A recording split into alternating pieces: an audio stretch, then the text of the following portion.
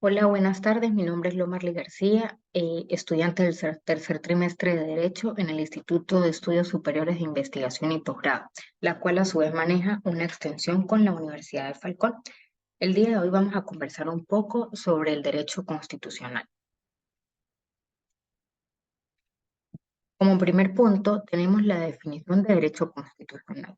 El derecho constitucional es una rama del derecho público que se encarga del estudio, interpretación, aplicación y desarrollo de las normas y principios que conforman la Constitución de un país o entidad política. El derecho constitucional abarca diversos aspectos como la organización del Estado, entre ellos podemos resaltar la división de poderes, sistemas de gobierno, funciones de los órganos estatales, los derechos fundamentales de los individuos, como lo son la libertad de expresión, la igualdad, el derecho a la vida, entre otros. Asimismo, tenemos los procesos electorales, la jurisdicción constitucional y los mecanismos para la reforma de la Constitución. Así las cosas, definiendo un poco de qué se encarga el derecho constitucional, vamos a conversar ahora sobre la historia constitucional venezolana, que inicia al constitucionalismo español, incluso antes, eh, pues data de los años 1811. La Constitución del 15 de diciembre de 1999, hoy vigente, pues ha sustituido aquella que perteneció a los años de 1961, que fuera elaborada con el acuerdo y respaldo de los tres principales partidos, como lo fueron Acción Democrática, COPEI y Unión Republicana Democrática. Estos apoyaron a la Junta de Gobierno implementada tras el levantamiento cívico-militar que tuvo un lugar el 23 de enero de 1958 contra el gobierno de Marcos Pérez Jiménez y logró dotar al país de un régimen basado en los principios de la democracia constitucional, liberal y representativa. Durante casi 40 años, Venezuela pareció disfrutar de una estabilidad constitucional, periodo en el que la vida política discurrió con arreglo a los cauces marcados por un texto que fue retomado en dos ocasiones, en 1973 y 1983, con el arreglo de procedimientos por él establecidos. Así las cosas en cuanto al espíritu de acuerdo y respeto de las formas constitucionales del movimiento político que alumbró la nueva constitución bolivariana, aprobó bajo sus auspicios de Hugo Rafael Chávez Frías, el responsable de un intento fallido de golpe de Estado en el año 1992, que allí accedió a la presidencia de la República tras elecciones presidenciales celebradas el 6 de diciembre de 1998. El proceso de elaboración de la nueva constitución, aunque formalmente dirigido por un grupo político integrado por una pluralidad de partidos, como el Polo Patriótico, el cual en realidad pues, fue un movimiento populista liderado por Hugo Rafael Chávez Frías y dotado en escaso espíritu transaccional. Por otro lado, el proceso de la constituyente desde sus mismos inicios se autoproclamó dotado de un carácter originario y en ruptura con el orden constitucional procedente.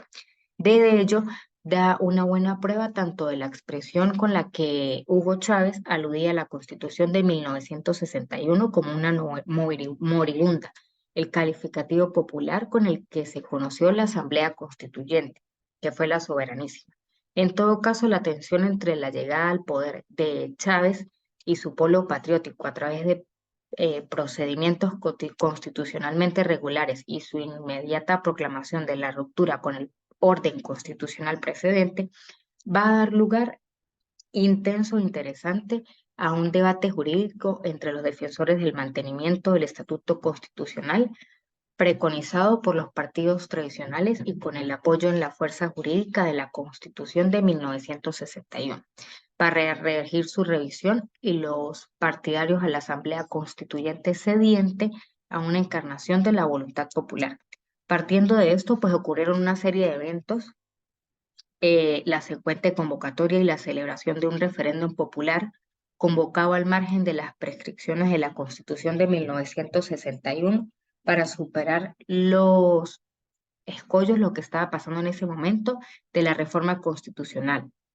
de 1999. La celebración de las elecciones a una asamblea constituyente en julio de 1999, la actuación constituyente de dicha asamblea, hegemonizada por el chavismo, pues 131 miembros, 120 pertenecían al polo patriótico. Y en 1999, finalmente un nuevo referéndum de ratificación del nuevo texto se dio el 15 de diciembre de 1999, que iban a estar eh, algunos pronunciamientos por parte de la Corte Suprema de Justicia y demás. En enero y marzo, incluido octubre de 1999, y por varios incidentes con el Poder Judicial, surgió la reorganización del Poder Judicial, declarado a este en emergencia, como resultado del proceso previamente descrito el 30 de diciembre de 1999. Se publicó finalmente la denominada Constitución, la que está actualmente en la República Bolivariana de Venezuela. En este orden de ideas, vamos a hablar sobre las ramas del derecho constitucional. Esta tiene que ver con las formas en que se procede su ejecución. Tenemos el derecho constitucional clásico, que este es aquel en la cual sus bases en la Carta Magna y el debate sobre lo teorizado en dicho documento. El derecho constitucional general, esta es aquella que trabaja en torno a lo que refiere la Constitución. Tenemos el derecho constitucional nacional, que es aquel que ejecuta una mirada histórica de los procesos jurídicos que están vinculados con la historia constitucional de un territorio nacional. Y tenemos el derecho constitucional comparado, que es aquel que realiza una comparación entre los textos constitucionales vigentes y existentes. El derecho constitucional y el conjunto de normas que representan están en la base de la estructura jurídica de una nación, pues su fin es resguardar, pero a la vez garantizar que el Estado tenga, que el Estado tenga derecho. Eh, Ahora vamos a conversar sobre las características. El derecho constitucional posee una serie de características distintivas que lo diferencian de otras ramas del derecho. Algunas de estas son la supremacía constitucional. La Constitución es la norma jurídica fundamental y suprema de un Estado, por lo que todas las demás leyes y actos normativos deben estar en conformidad con ella. Tenemos la normativa de principios. La Constitución establece principios generales y fundamentales que guían la organización del Estado, la protección de los derechos humanos y la distribución del poder público. La rigidez. Las normas constitucionales suelen requerir procedimientos especiales y más complejos para su modificación o reforma en comparación con otras leyes. Y tenemos la amplitud de su objeto, que el derecho constitucional abarca una amplia gama de temas, desde la organización y funciones del Estado hasta los derechos fundamentales de los ciudadanos, los mecanismos de participación política y la protección de las minorías. Tenemos la garantía de derecho. Una de las funciones principales del derecho constitucional es garantizar y proteger los derechos fundamentales de los individuos frente al poder del Estado y de terceros. Tenemos el control de constitucionalidad, que el derecho incluye mecanismos para controlar la conformidad de las leyes y las acciones gubernamentales. Tenemos la garantía de estabilidad política, que en ella la Constitución establece las reglas básicas para el ejercicio del poder político y la convivencia social, con la que contribuye a la estabilidad y la paz social al proporcionar un marco jurídico predecible y duradero. Tenemos los tipos de derecho constitucional. Estos se pueden clasificar en diferentes, siguiendo diversos criterios. Algunas de las clasificaciones más comunes que tenemos es el derecho constitucional nacional, que se refiere al conjunto de normas constitucionales que rigen en un país. Tenemos el derecho constitucional comparado, que se ocupa de comparar las diferentes constituciones y sistemas constitucionales de varios países para identificar similitudes, diferencias y mejores prácticas.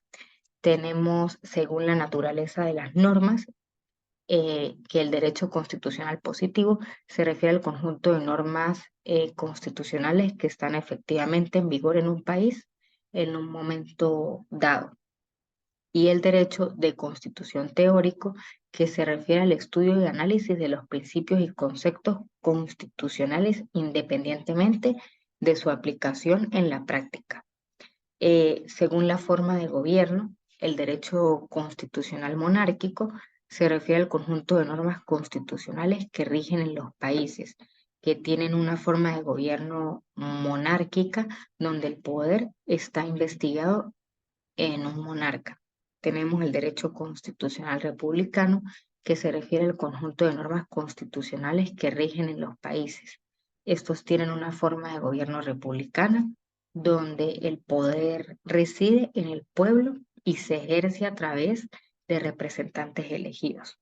Según la evolución histórica, el derecho constitucional histórico se refiere al estudio de las constituciones a lo largo de la historia de un país, mostrando así su evolución, los cambios pues a lo largo del tiempo. El derecho constitucional temporáneo se refiere al estudio de la constitución actual de un país y su aplicación en la realidad política y social.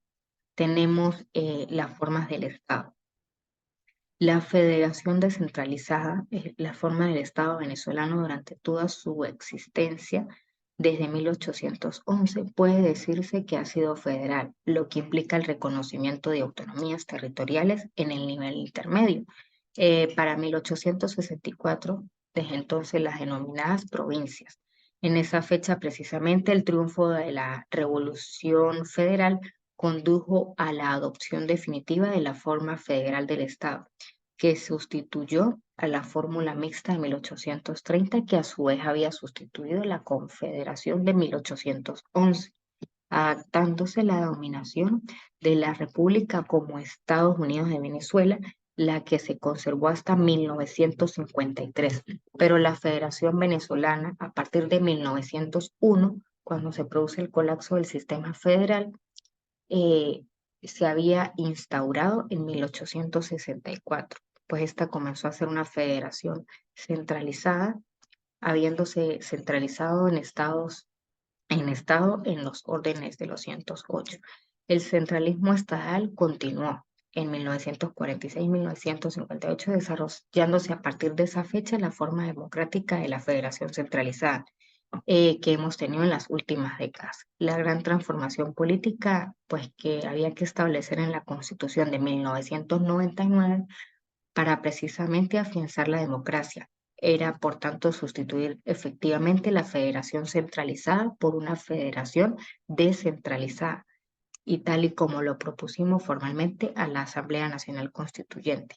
En todo caso, grandes esfuerzos se hicieron en la materia durante el proceso constituyente, pero la reforma y profundización de la descentralización política como forma de perfeccionar la democracia, que debió ser el tema de debate constituyente, pues no pasó de normalismo expresado tanto en el preámbulo como en el artículo 4, que precisa: la República Bolivariana de Venezuela es un Estado federal descentralizado en los términos consagrados por esta Constitución.